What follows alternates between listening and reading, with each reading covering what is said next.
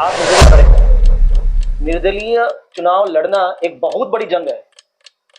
जब आप किसी बड़ी राष्ट्रीय पार्टी के प्रत्याशी रहते तब एक अलग विषय रहता है, पर निर्दलीय पार्षद होने पर वो कार्यकर्ता आपके साथ नहीं होते। कुछ कार्यकर्ता छिड़क जाते हैं आपसे जो आपके कभी साथ हुआ करते थे। तो दो बड़ी राष्ट्रीय पार्टियों के लोग लड़ रहे हैं।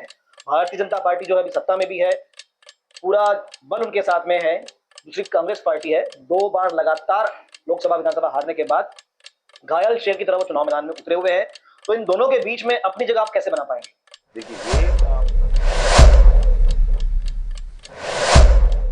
नमस्कार, मैं हूं शिवेंद्र और आप देख रहे हैं 10 सीजी खबर। चुनावी यात्रा में अभी हम पहुंचे हुए हैं वार्ड नंबर 12 में, और वार्ड नंबर 12 के बारे में आपको जरा बता दें कि यहां पर 3 प्रत्याशी मैदान में हैं। भारतीय जनता पार्टी से एक प्रत्याशी, कांग्रेस से प्रत्याशी और एक निर्दलीय प्रत्याशी भी है, जो कि दमदार प्रत्याशी है। दमदार प्रत्याशी इसलिए कह रहे हैं क्योंकि पहले ये भारतीय जनता पार्टी से पार्षद रह चुके हैं और अच्छा खासा काम भी इन्होंने कराया है। निगम में इनकी धमक रहती थी, कामों को लेकर लड़ा करते थे। फिलहाल निर्दलीय प्रत्याशी के रूप में मैदान में हैं। हमारे साथ अजीत वैद्य जी हैं, इनसे बात करेंगे, जानेंगे कैसा चल रहा है इनका चुनाव प्रचार, क्या क्या वादे कर रहे हैं और क्या क्या अपनी उपलब्धियां लास्ट कार्यकाल की बता रहे हैं। अजीत भैया, समझ में आता है कि बहुत व्यस्त समय चल रहा है अभी। आप लोगों को हमने रोक लिया, शायद अभी और कुछ प्रत्याशियों से आप मतदाताओं से मिल लिए होते हैं। जी जी जी, तो कैसा चल रहा है आपका काम प्रचार? बहुत बढ़िया चल रहा है साहब। मेरे वार्ड के लोगों की जो जिज्ञासा है, मैं वापस पार्षद के रूप में उनका प्रतिनिधित्व करूं। यहाँ तक कि लोग बढ़ चढ़ के मेरे प्रचार में भी आ रहे हैं और मुझे आश्वासन करके जाते हैं, आश्वासन देते हैं कि भैया इस बार आप पार्षद वापस पुनः पार्षद बनेंगे। हम लोग का पूरा भरोसा आपके साथ में, आपके साथ हम लोग परस्पर पूरा 5 साल आपके साथ हमने देखा है, आपका कार्यकाल भी देखा है। कितनी जगह आप लड़े हो हमारे लिए, पानी के लिए, जानवरों के लिए और भी अन्य ऐसी सुविधाओं के लिए। मैंने हर स्तर की लड़ाई की अपने लोगों के लिए। लोग बहुत अच्छे से जानते हैं, बहुत अच्छे से मेरा वो काम देखा हुआ है उन्होंने। कोरोना में मैं मुझे गवर्नमेंट की तरफ से, मेरी निधि से जो राशन आया था वो तो मैंने वितरण किया ही किया, और भी कई इधर उधर से अरेंज करके वो दवाइयां वितरण किया हूँ। कई लोगों का ऑक्सीजन की व्यवस्था करवाया हूँ। मैं खुद भी 2 बार इन्फेक्टेड हुआ। लोगों ने इस चीज को देखा है, मेरा काम करने का जो समर्पण का वो भाव देखा हुआ है, समझा हुआ है मुझे। और मेरे वार्ड का ऐसा कोई आदमी नहीं है जो मुझे नाम से या मेरे काम से नहीं पहचानता। मैं भी मेरे वार्ड के हर बच्चे, छोटे से बच्चे से आप घूम लीजिए अभी वार्ड में, एक छोटे से बच्चे से भी पूछ लीजिए, अजीत वैद्य नहीं जानेगा लेकिन अजय पेंटर करके बता देगा वो।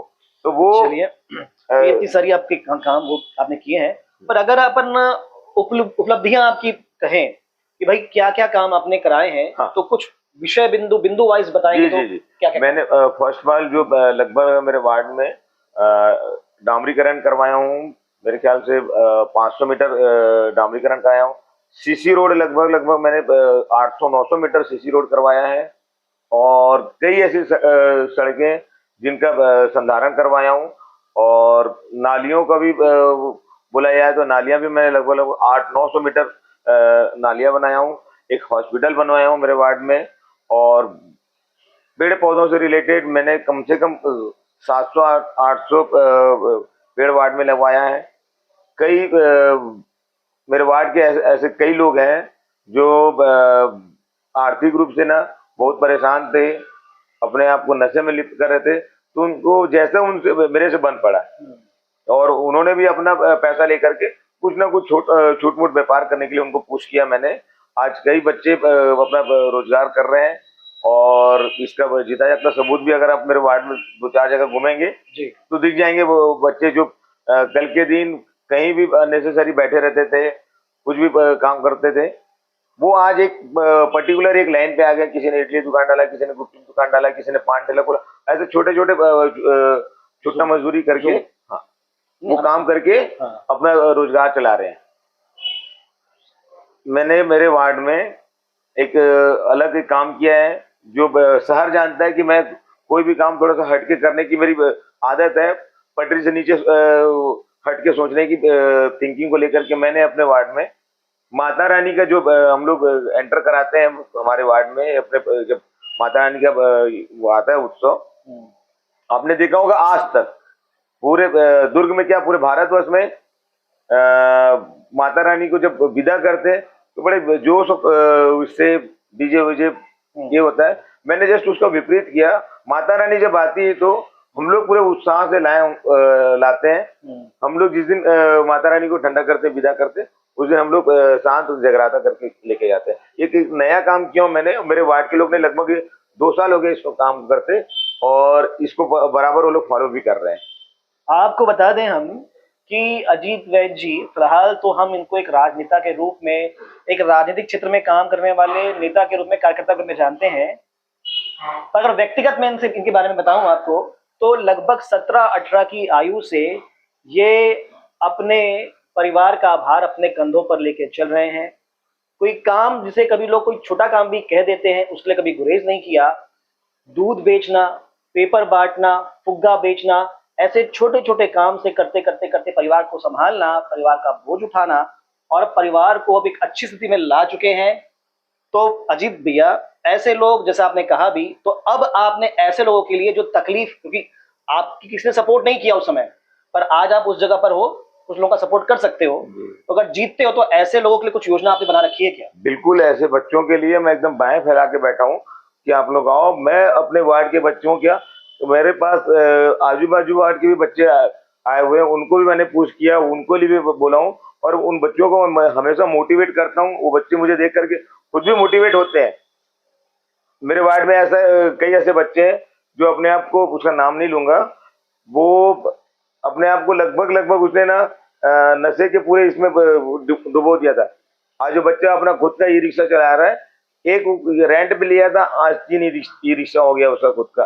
तो ऐसे कई ऐसे बच्चे हैं मेरे वार्ड में जो अपने आप, उनके अंदर की जो शक्तियों को उन्होंने जांचा है, जाना है, जिसके लिए मेरे को थोड़ा बहुत उसके साथ काम करना पड़ा, थोड़ा सा भिड़ना पड़ा, उसके अंदर की शक्तियों को जगाना पड़ा। वो फाइनली वो बच्चा जाग गए और कई ऐसे बच्चे हैं जो जाग करके खुद को पहचाने हैं और आज अपने पैर पे खड़े हैं, खुद तो भला कर रहे हैं। मैंने उनको एक चीज और बताया, भैया तुम बन गए तो एक ऐसे आदमी को, एक लड़के को आप थोड़ा सा खड़ा कर दो, पुश कर दो, तो हमारा एक वार्ड भी और एक समाज भी एक अच्छी राह पे चल पड़ेगा। तो चलिए, तो आपकी उपलब्धि होगी व्यक्तिगत। तो अब अगर आप जीतते हैं, पार्षद बनते हैं, तो अब आपके लिए आपने क्या क्या सोच रखा है कि मैं अपने वार्ड में क्या क्या काम करवाऊंगा? हाँ। मतदाता आपको इस बार फिर क्यों चुने? एग्जैक्टली, सही बात बोलते हैं। एक तो क्या है, मेरे वार्ड की जो मूलभूत सुविधाओं से रिलेटेड मेरे यहाँ भी अमृत मिशन का कनेक्शन जो पूरे वार्डों में हुआ है। कई नलों में पानी प्रॉपर नहीं आ पा रहा था, उसके लिए कुछ लड़ना भिड़ना पड़ेगा और कुछ सड़कें बची हुई है, विजयनगर की सड़कें बची हुई है, उस काम को करना है।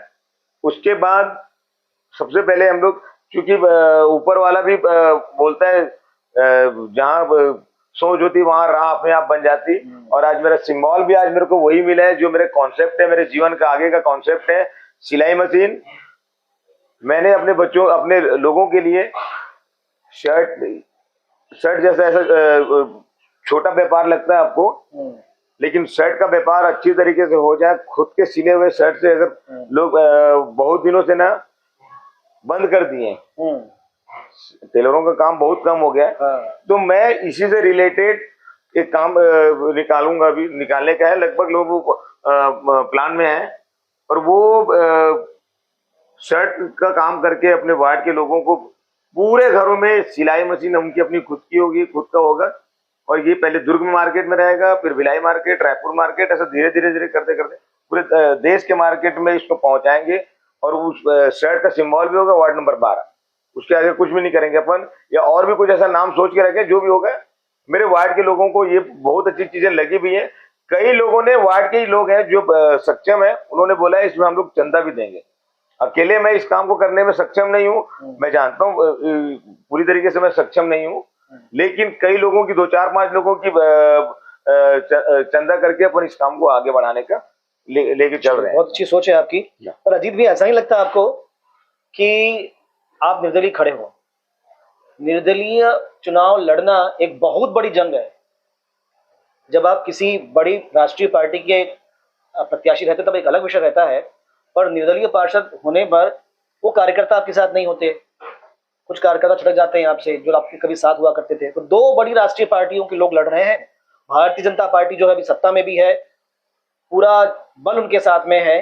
दूसरी कांग्रेस पार्टी है, 2 बार लगातार लोकसभा विधानसभा हारने के बाद घायल शेर की तरह वो चुनाव मैदान में उतरे हुए हैं। तो इन दोनों के बीच में अपनी जगह आप कैसे बना पाएंगे? देखिए, ये आपका सवाल बहुत अच्छा है। मुझे अपने आप को प्रूव करने की जरूरत नहीं है। मैंने काम किया हूं लोगों के लिए, लोग बहुत अच्छे से जानते हैं मेरे को ये काम करने के लिए।